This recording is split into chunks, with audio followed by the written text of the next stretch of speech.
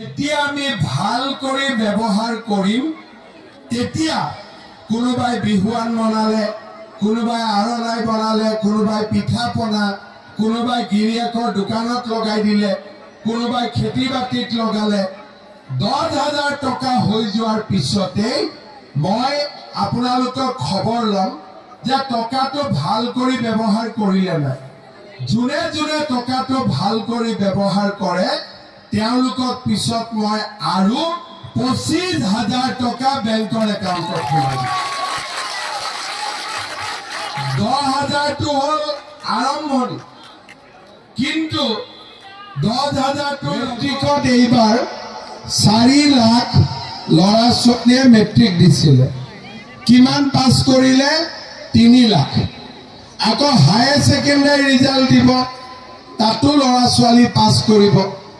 কিন্তু যিমান লৰা ছোৱালী পৰীক্ষাত পাছ কৰে সিমান লৰা ছোৱালী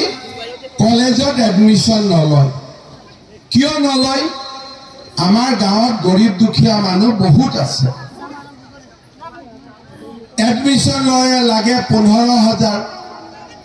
আহা যোৱা সাইকেল এখন খৰচ আৰু কিতাপ কিনাৰো খৰচ আছে সেইকাৰণে বহুত ছোৱালী লৰা কলেজত এডমিশন নলয় কিন্তু আজিকালি সৰকাৰী চাকৰি ওলাইছে অসমত উদ্যোগ আহিছে আৰু নতুন নতুন অসমত উদ্যোগ আহিব আমি যি ধৰণে কাম কৰি আছো আমাক শিক্ষিত লৰা ছোৱালী লাগিব আৰু সেই কাৰণে এইবাৰ আমি সকলো মাক বাপেকে আমাৰ লৰা ছোৱালী আমি কলেজত এডমিশন দিব লাগিব পইচা কৰ পৰা পাম লৰা আৰু ছোৱালী দুইটাকে এবাৰ আমি কলেজত বিনামূলীয়াকৈ এডমিশন দিম এক পইচাও আমি নলওঁ এইটো হলিয়ে কলেজত এডমিশন লব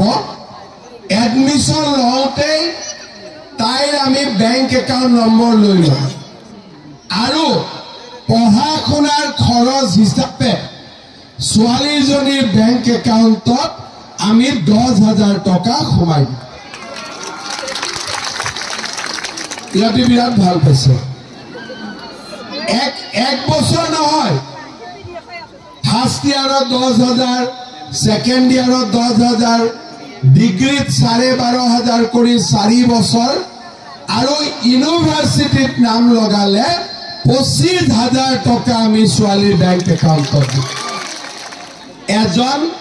উপাৰ্জন কৰা ব্যক্তি থাকে সেই ব্যক্তিজন দাদাও হ'ব পাৰে বাবাও হ'ব পাৰে ডাঙৰ ল'ৰাটো হ'ব পাৰে এজন উপাৰ্জন কৰা ব্যক্তি থাকে